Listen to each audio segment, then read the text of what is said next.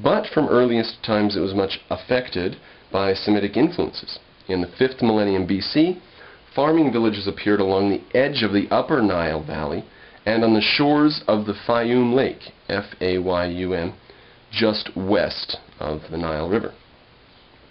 During the next millennium, the farmers developed their techniques and social organization enough to master the papyrus reed swamps and the fierce animals such as the crocodile and hippopotamus of the valley proper.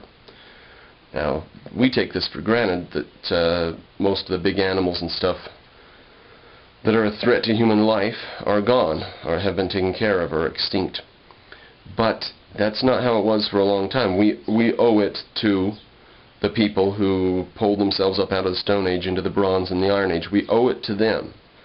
They are the ones who drove the dangerous animals extinct or drove them into the far corners of the world. Alright, then came the same onrush which occurred in Mesopotamia as the population swelled and its skills in working stone and metal were improved. So that same onrush, they're sort of bumping along, getting agriculture and stuff, and then all of a sudden, bang, in a certain period of time you get cities and civilization and written law and stuff. And that same thing happened in Egypt, not at the same exact time, but in the same sort of fashion.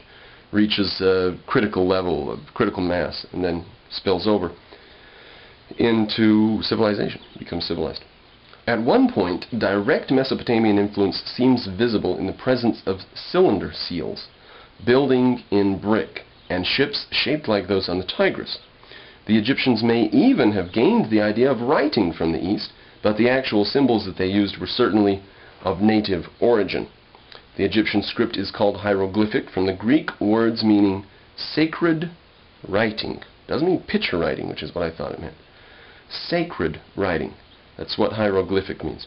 And hieroglyphics always remained more pictorial than did cuneiform writing. Yes, cuneiform very quickly developed into, see this word, now this word doesn't stand for the word anymore, now this symbol actually just means a sound, and you put several sounds together, the phonetic alphabet.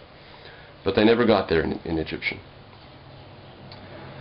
Nonetheless, the scribes who wrote on papyrus or carved stately rows of symbols on temples and tombs eventually came close to developing an alphabet in which a sign stood for a single consonant. They came close to it.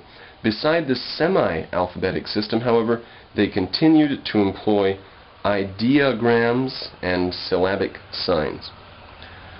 By about 3100 BC, Egypt became a unified kingdom.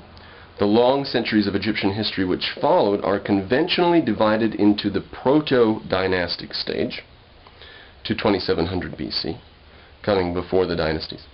The Old Kingdom, 27 to 2160. The Middle Kingdom, 2134 to 1786 BC, and the New Kingdom, 1575 to 1087. These latter dates, incidentally, can be given precisely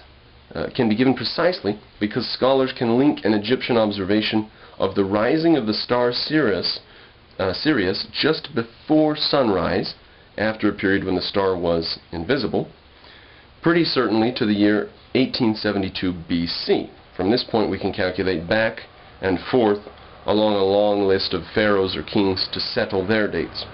It may also be noted that there are gaps before and after the Middle Kingdom, during which the Egyptian political unity temporarily broke down. Then the local districts called nomes, N-O-M-E-S, were often independent.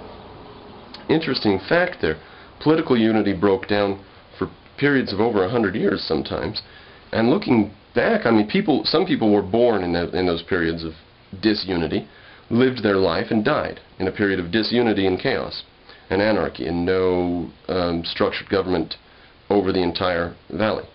Some people were born, lived their life, and died in that. And when we look back at it, those are little teeny blips on the screen in the midst of massive stretches of hundreds of years of stable governance. Interesting fact. The first major architectural work in stone in Egypt was a pyramid in stepped form made about 2600 BC for the king Zoser, Z-O-S-E-R, by the architect Imhotep, who himself became a god in later Egypt. They actually rose him up to the point of deity, and they had little manuals and stuff, prayers that you could say to Imhotep.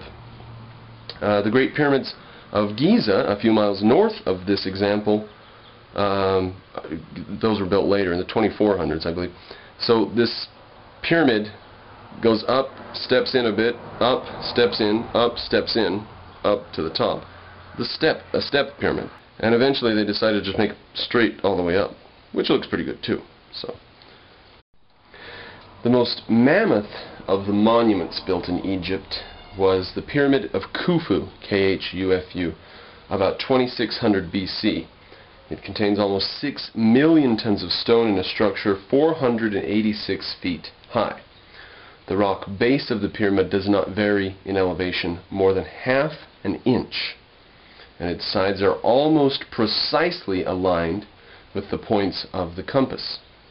Now, pause for just a moment. Those are the reasons why some people go completely insane about the pyramids, and they think that they must have been built by gods, or help from gods, or the best one I've heard, UFOs had to come and do it. And the UFOs obviously landed in Egypt, and then they also landed in Mesopotamia, and they went around into Mexico even, because Mexico is observed having stone structures with 4 sides. And there's no way to come up with piling stones up on 4 sides unless you've got UFOs informing you. The stones were very skillfully dressed for perfect fits. Construction of the pyramid, together with its chapel in the valley, causeway, and the funerary temple, must have taken thousands of men-years of work with barges, sledges, levers, and rollers. All this in order to safeguard the actual corpse of the king so that he could protect his land after death, as he did in life. Unlike Mesopotamia, where priests were initially most powerful, the king in Egypt was the overpowering focus of earthly life. So he's not just the most powerful man, he is everything. He's the deity on earth. Only in the new kingdom did the priests challenge his position. The Egyptians felt that outsiders were essentially barbarians, and that their own land was designed to be a unified country. The unity of the Delta Nile, or the Nile River, pardon me. The peasants were registered in careful censuses, and they yielded their surplus in a variety of taxes and dues. Pause for just a moment there. There's central economic planning. In a state that did not have the alphabet, they had central economic planning. Ladies and gentlemen, when you hear that communism is the new way, or that economic controls are progressive, economic controls are going forward, Obama wants to control this and that industry and the bankers and stuff, because we gotta quit being so primitive. The most primitive thing in the world is economic planning. Before there was writing in Egypt, all they had was hieroglyphics and pictures and ideograms. They had economic planning. Centralized, top-down, government-enforced economic planning. Okay, but in return for all their taxes and dues, the king, as the god on earth, assured the rise of the Nile. And if the Nile didn't rise in a particular year, we can guess whose fault it was, not the king's. The prosperity of the land was also guaranteed by him, and its peace and order. The pharaoh's will was thought to become reality as soon as he had spoken.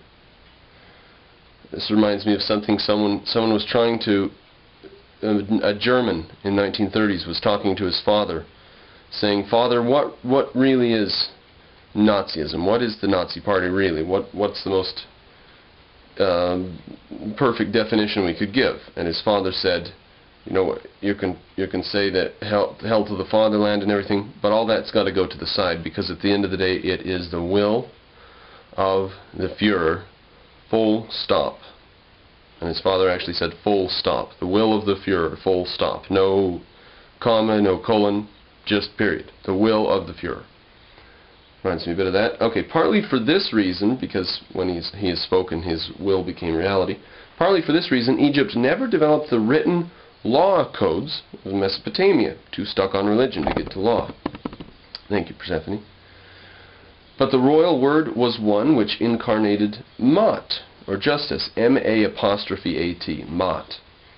To unify itself, in other words, Egypt took the intellect